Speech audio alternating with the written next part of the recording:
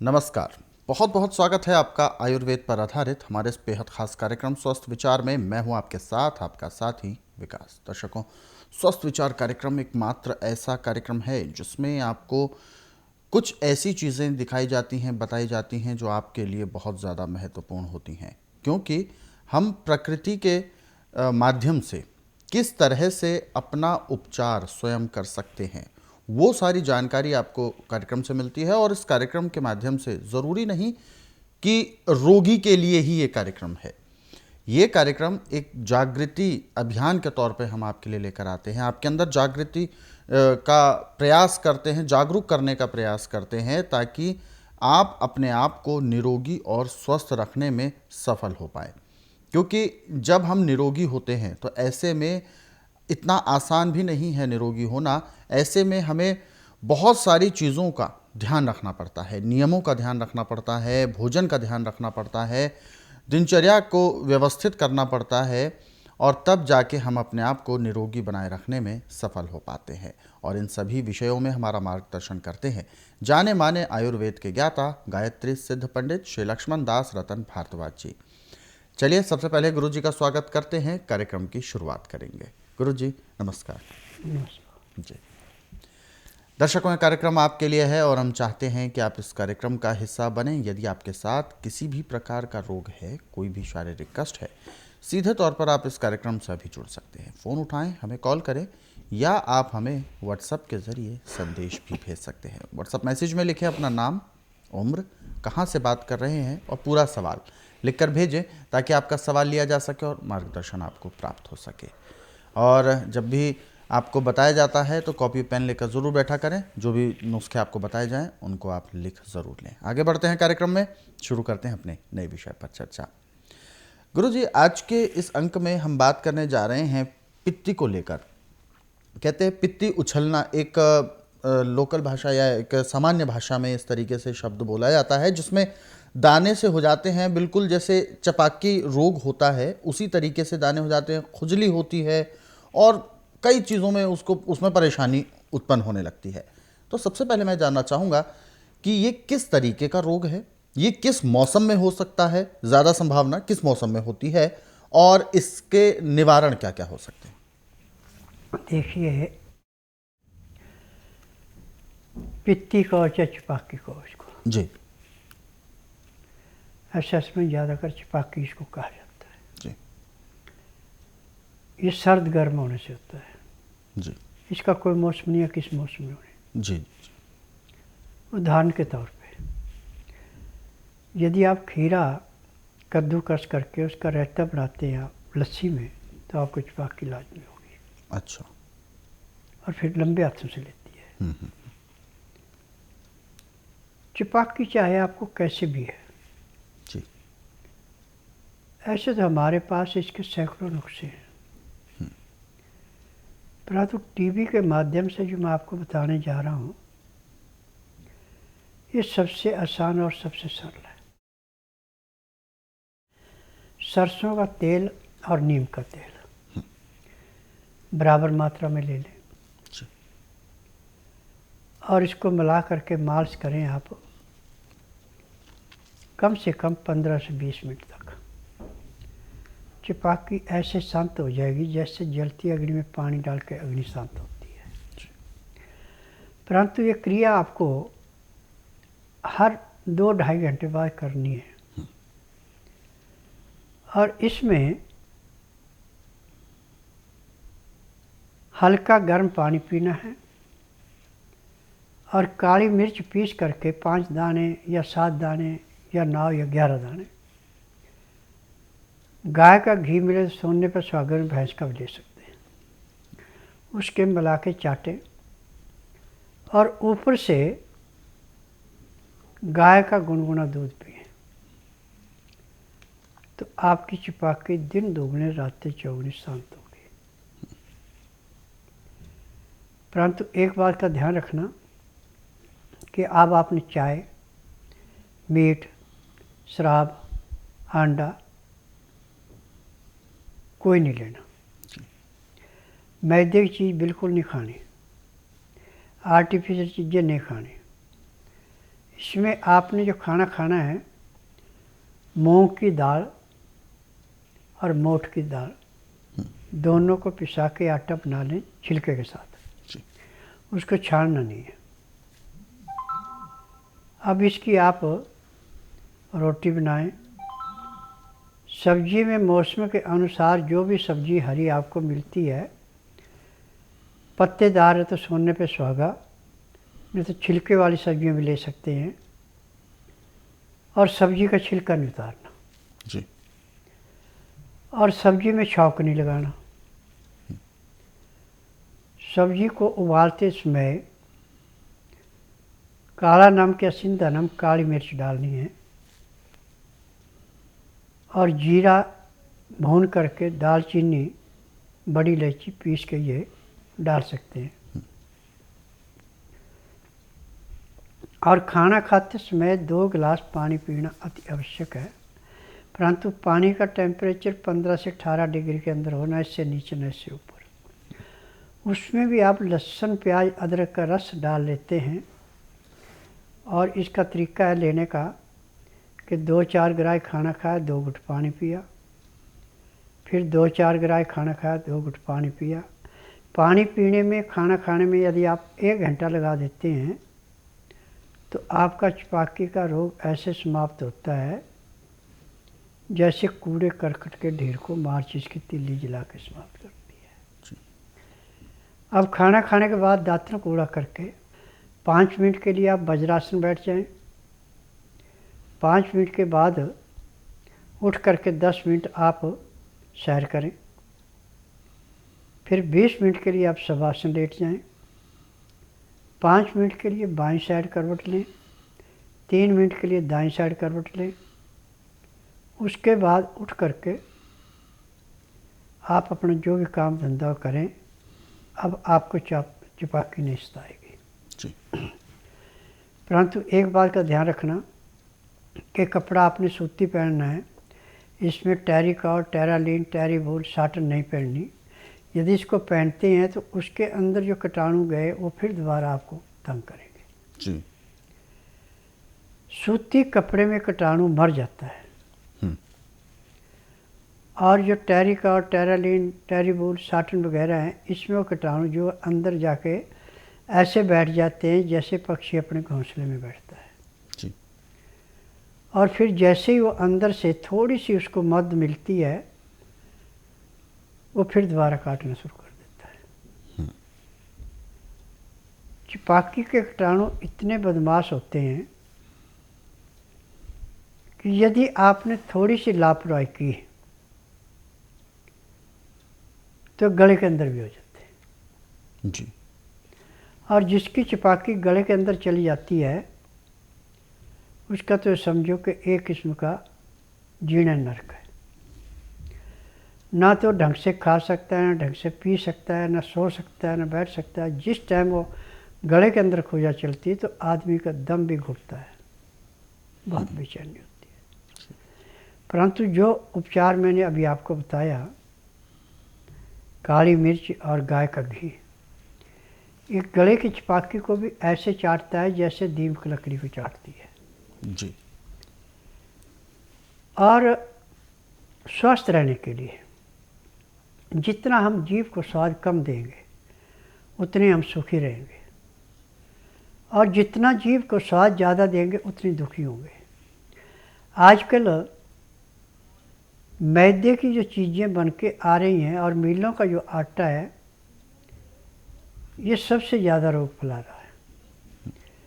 क्योंकि जिस नाज के अंदर की चोकर निकाल दी, छिलका निकाल दिया, वो नाज अंदर पेट में जाके ऐसे बैठता है जैसे पानी में पत्थर बैठता है। लीवर उसको पचाता नहीं है, पैंक्री इंसुलिन बनाना बंद कर देती है, पित्ते में तेजाब बढ़ जाता है। फिर आपको sugar, BP, migraine, brain tumour, गठिया, किडनी, कोई भी रोग को निमंत्रण मिल सकता है।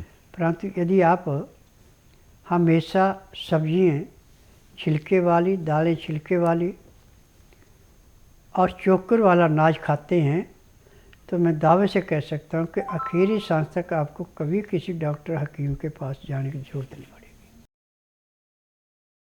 मैं ऋषि पाल डबास, गांव माजरा डबास का रहने वाला हूँ। 6-7 साल से मेरे को एलर्जी की प्रॉब्लम थी।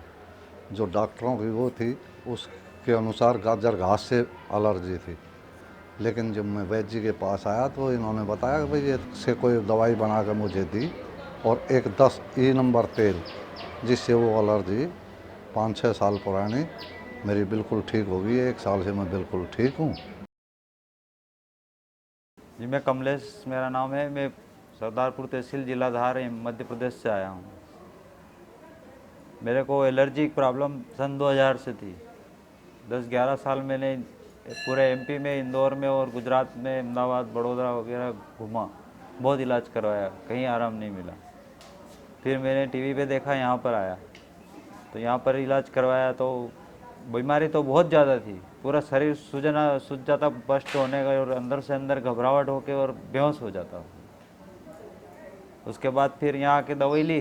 2 दिन की दवाई में मुझे 50% आराम मिला। फिर 15 दिन का कोर्स पूरा किया, 100% आराम हुआ।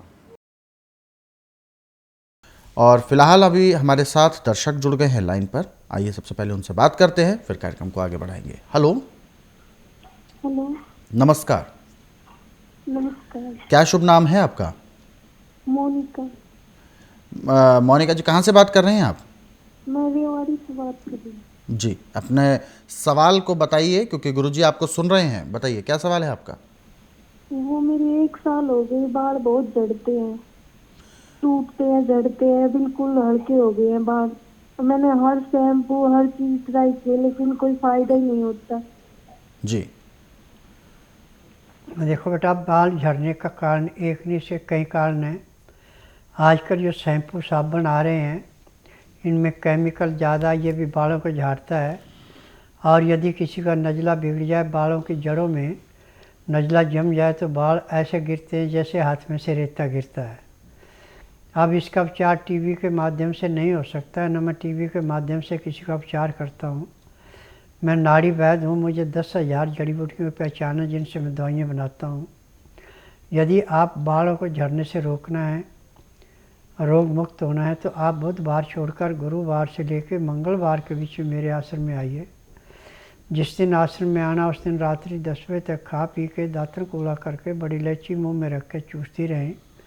सुबह 9 से 10 के अंदर अपना नामकरण कराना। 10 से 12 में नाड़ी परीक्षण करूँगा।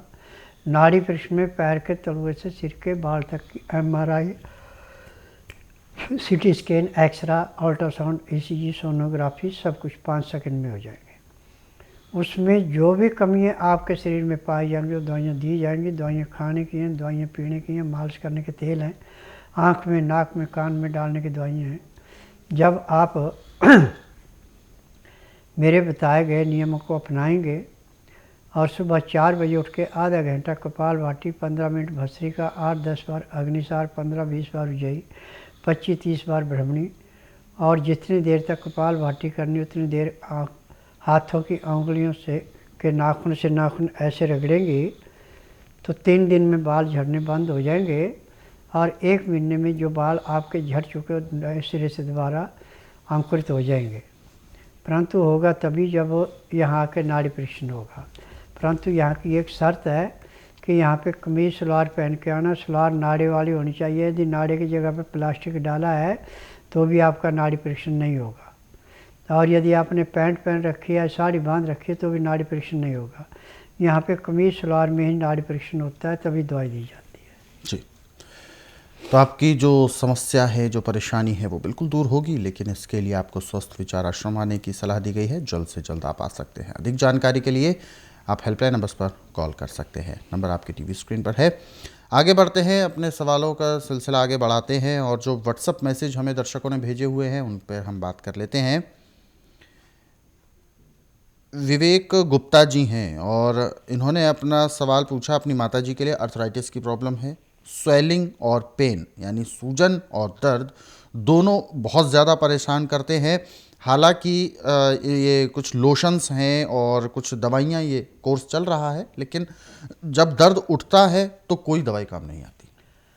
देखिए, मैंने टीवी के माध्यम से बार बार एक बात कही है कि एलोपैथी में तो बिजनेस है, इसमें तो किसी रोग की दवाई है नहीं, वो अंग शून्य करने की दवाइयाँ होती हैं।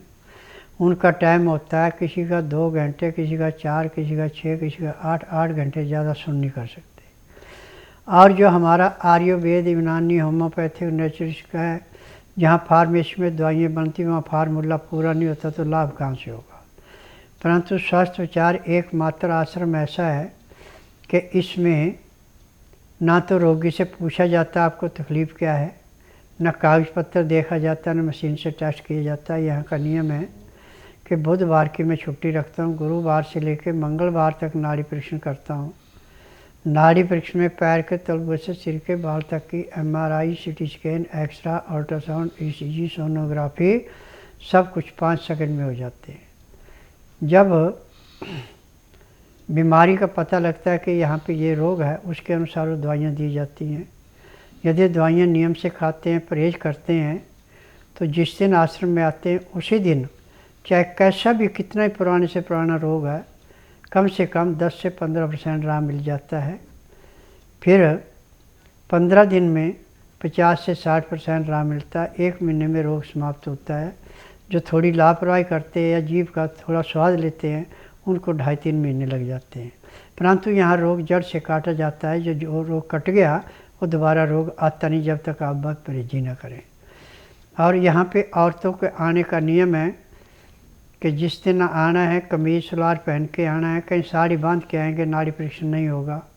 पैंट पहन रखिए, नाड़ी परीक्षण नहीं होगा।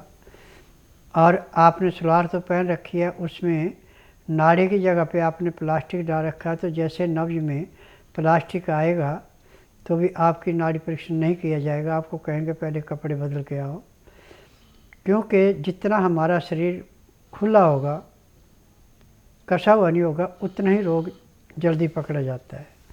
और हर एक रोग पैर के तलवे से सिर के बाल तक का कोई भी है रोग है, उसको ऐसे समाप्त किया जाता है जैसे कूड़े करकट के ढेर को मार चीज़ की तिल्ली जला के समाप्त करती है। और टीवी के माध्यम से मैंने एक ही बात कही है कि आंधे को दिखाना, बहरे को सुनाना, गूंगे से बुलाना, बांझ से संतान उत्पत्ति कराना, नमर्द को मर्द बनाना, अनहोनी को होनी करके दिखाना।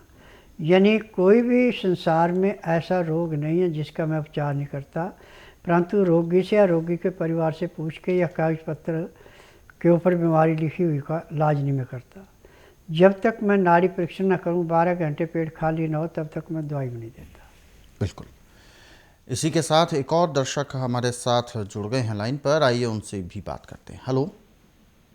हेलो, हाँ बोलिए। जी नमस्कार, क्या नाम है आपका? हाँ, सुमन मेहता। सुमन मेहता जी, कहाँ से बात कर रहे हैं आप?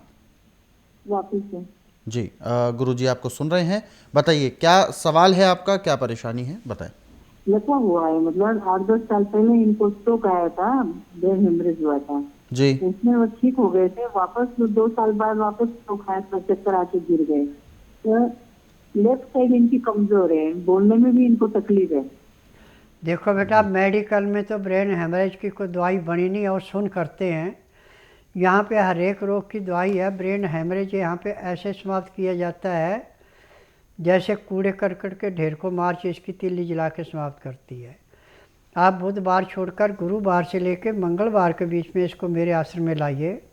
जिस दिन आश्रम में लाना उस दिन रात्रि 10 बजे तक खिला पिला के दातन कूड़ा खुरा के बड़ी इलायची मुँह में चूसने के लिए दे दें। सुबह 9 से 10 के अंदर इनका नामकरण करवाना। 10 से 12 मैं नाड़ी परीक्षण करूँगा। नाड़ी परीक्षण में पैर के तलवे से सिर के बाल तक की MRI, CT scan, X-ray, ultrasound, ECG, sonography सब कुछ 5 सेकंड में हो जाएंगे। फिर उसके अनुसार दवाइयाँ खाने की हैं, पीने की हैं, मालिश करने के तेल है, आँख में, नाक में, कान में डालने की दवाइयाँ हैं। जैसे आँख में, नाक में दवाई डाली जाएगी तो उसी टाइम इसको कम से कम 25 से 30% आराम दिमाग में मिलेगा और 15 दिन में 70 से 80% आराम मिलेगा। 1 महीने में रोग का नामो निशान नहीं रहेगा, दवाइयाँ बंद हो जाएंगी। इसी के साथ एक और दर्शक हमारे साथ जुड़ गए हैं लाइन पर, आइए उनसे भी बात करते हैं। हेलो। हाँ गुरुजी नमस्कार। हाँ जी नमस्कार, क्या नाम है आपका? गुरुजी मेरा नाम राम सजीवन सिंह है। कहाँ से बात कर रहे हैं आप? गोरखपुर से। गुरुजी आपको सुन रहे हैं, पूछिए क्या सवाल है आपका। गुरुजी जैसे हमको 5 महीने से नाक में खूब गारा गारा बन रहा था। अब मुंह की तरफ मूवमेंट हो रहा था, कभी कभार नाक में जाम कर दे रहा था।